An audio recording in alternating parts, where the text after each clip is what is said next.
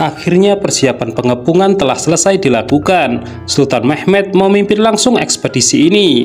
Dan demi tujuan suci, Sultan Mehmed berpesan bahwa cita-cita mereka mendakwahkan Islam dan merebut Konstantinopel yang merupakan permulaan. Sedangkan keberlangsungan masa depan dipercayakan kepada anak cucu keturunan mereka.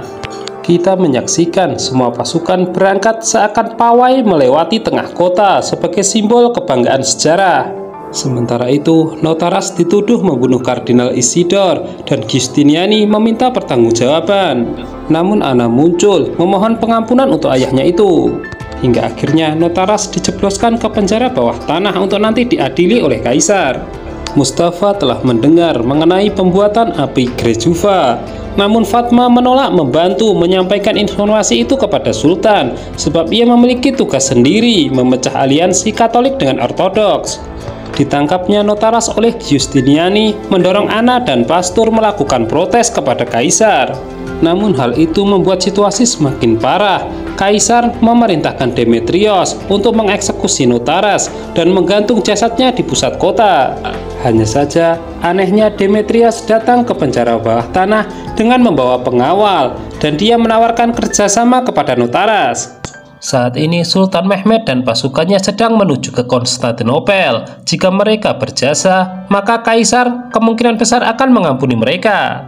Dan mengenai apa rencananya, Demetrios akan memberitahunya nanti. Sekarang mereka harus keluar melalui lorong rahasia. Sementara itu, perjalanan dengan membawa meriam raksasa Shahi tidak semudah yang dibayangkan karena terlalu berat dan medan yang sangat sulit. Ditambah lagi Balibe dan Saltuk yang bertanggung jawab mengawal masih kepikiran dengan nasib Hamzah yang tengah sekarat. Saat pemakaman Kardinal Isidor, Giustiniani juga menyalahkan Kaisar.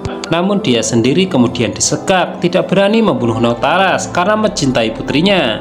Giustiniani menyatakan bahwa kedatangan mereka dengan kedamaian. Kaisar pun berjanji bahwa ia akan menegakkan keadilan untuknya, asalkan dia tetap pada kesepakatan awal untuk mempertahankan kota mereka ini.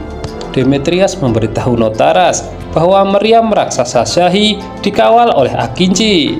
Maka dari itu mereka akan berbagi tugas. Notaras akan menghancurkan meriam tersebut, sedangkan dia akan membalaskan dendam atas kematian bayinya kepada para Akinci.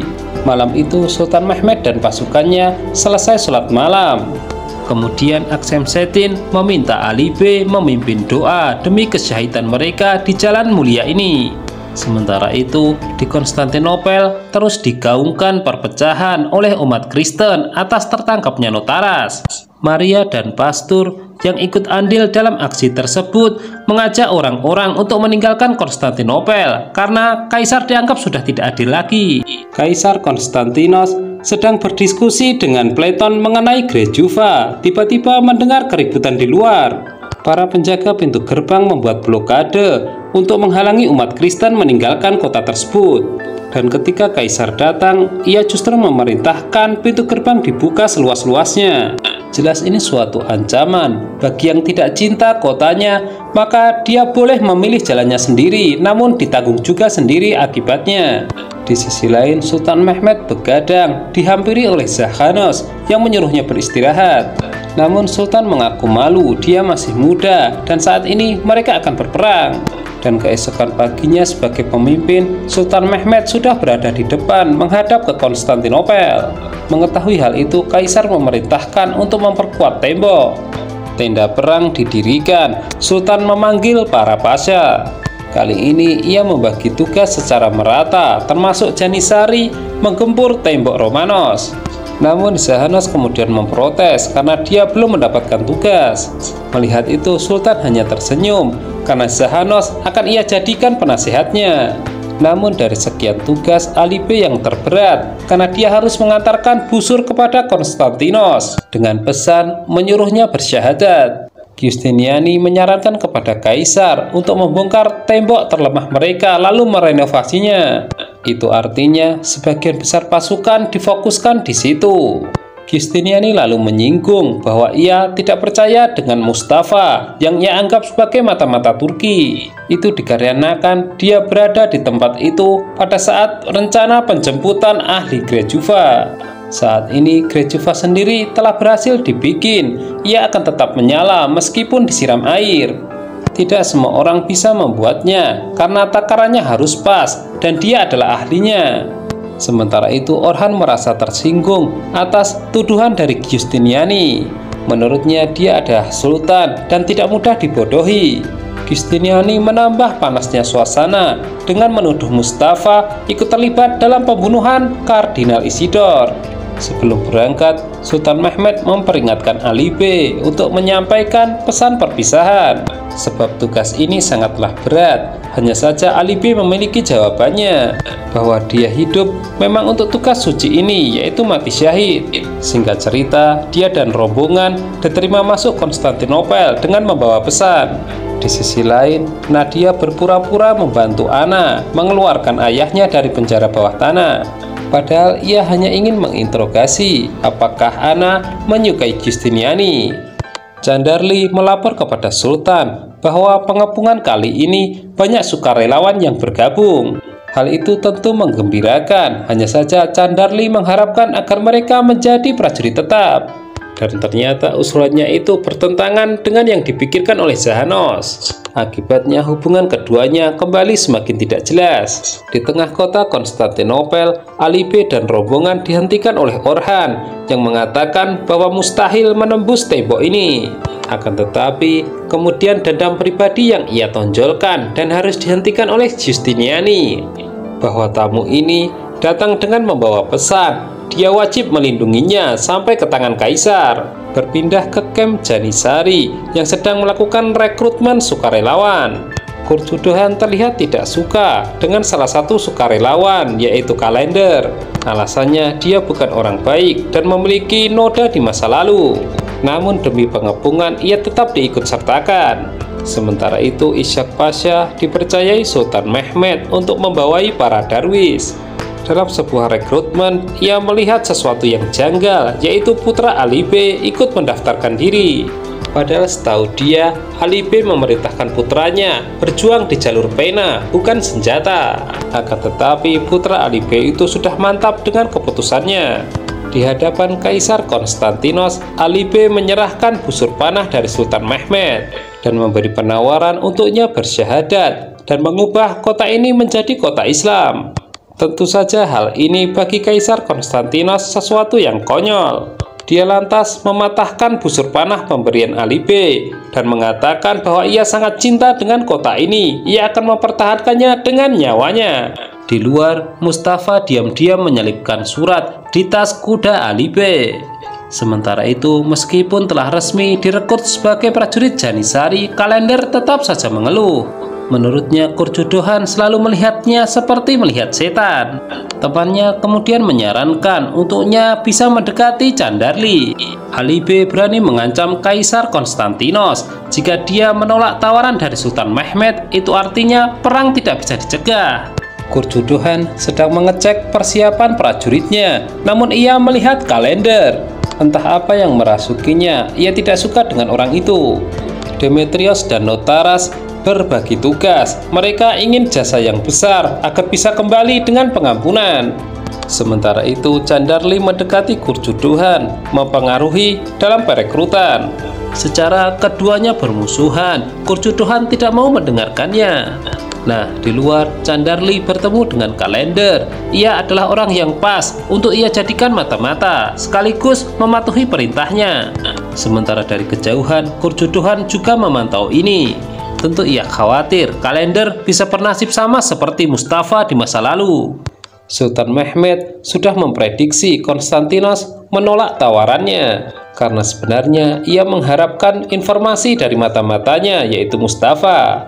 Rombongan pembawa meriam raksasa Syahi diserang anak buah Demetrios. Bali B dan Saltuk tiba tepat waktu, namun dua penunggang kuda melarikan diri, mereka mengejarnya. Berbekal informasi dari Mustafa, Sultan mengetahui titik terlemah dari tembok Konstantinopel.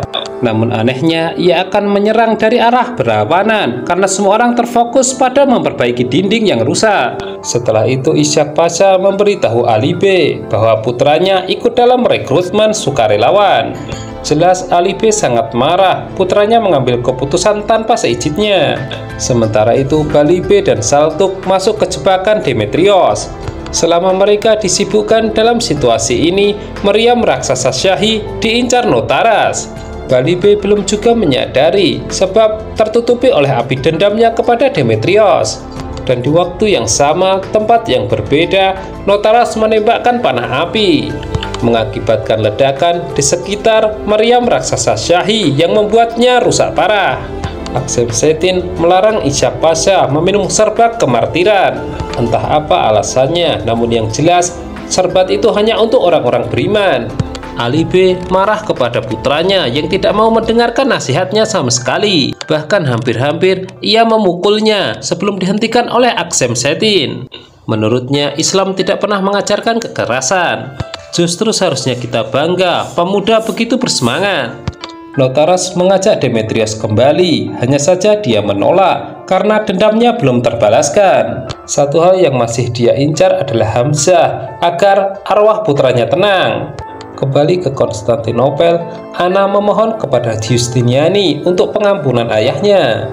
Dan kali ini cinta yang berbicara, Giustiniani melunak. Tiba-tiba Nadia muncul, tidak suka dengan situasi ini, hingga akhirnya memberitahu bahwa orang yang berniat membunuhnya adalah Notaras, ayah dari Anna.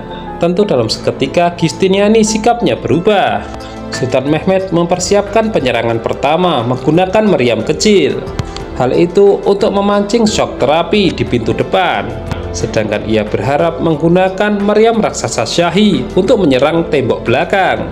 Namun Sultan Mehmed belum tahu jika meriam itu tengah rusak parah. Sementara itu Kaisar Konstantinos mempersiapkan pasukan untuk menghadapi serangan. Doa pun dipanjatkan untuk tujuan mulia ini, lalu meriam kecil ditembakkan. Giustiniani yang sedang berdebat dengan Anna pun meninggalkan tempat itu untuk mengambil posisi. Gerbang depan terus digempur sambil Sultan Mehmed mengerahkan pasukan daratnya. Hal itu direspon cepat pihak Konstantinopel melakukan serangan balasan. Sejauh ini, strategi Sultan Mehmed berhasil, banyak prajurit merangsuk ke dalam.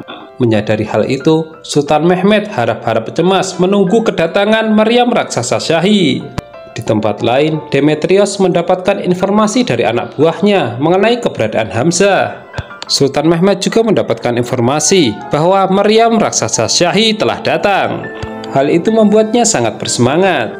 Di tempat lain, Platon memberitahu Kaisar, Grejuva telah jadi siap diuji coba. Akan tetapi, Notaras tiba-tiba muncul. Sultan Mehmed sudah tidak sabar meminta ditembakkannya meriam. Hanya saja, Saruca dan Tuan Urban hanya diam. Perlahan-lahan mereka menceritakan bahwa meriam Syahi diserang di perjalanan. Hal itu menyebabkan kerusakan parah, mustahil untuk ditembakkan. Sultan murka bukan main, namun Saruca menjanjikan cara lain agar bisa berfungsi. Di situ Tuan Urban menolak, namun Sultan terus mendesaknya. Kaisar memerintahkan untuk mengeksekusi Notaras karena dianggap berkhianat bersama Demetrios. Hanya saja, Notaras kemudian mengungkapkan jasanya telah merusakkan meriam raksasa Syahi. Ternyata hal itu dianggap tidak cukup karena Notaras telah membunuh Kardinal Isidor. Sultan Mehmed seperti kesurupan. Meriam Syahi harus segera diledakkan, jika tidak, ia akan mengorbankan prajuritnya yang lain. Kaisar bingung, Notaras menghadirkan Maria sebagai mata-mata Turki. Dan apakah dia akan mengakuinya? Kita lihat episode mendatang. Saat ini, Saruca dan Tuan Urban berdebat. Saruca meminta diberi kesempatan satu kali ini saja. Tuan Urban mempersilahkan, namun resiko ditanggung sendiri. Diperlihatkan di sebelah sisi meriam Syahi telah retak. Namun Sultan tetap ngotot dan dia sendiri yang menyalakannya. Setelah ditunggu beberapa lama, meriam itu belum juga menembak. Tuan Urban kemudian memeriksanya. Didapati adanya kejanggalan, ia memegangi meriam tersebut dan tiba-tiba meledak sangat dahsyat. Alhasil, meriam itu gagal menembak dan justru meledak di sekitar Sultan dan pasukannya. Orang-orang bergelimpangan dengan luka yang serius, termasuk Sultan Mehmed. dan dalam khayalannya perjuangan ini tidak boleh berhenti.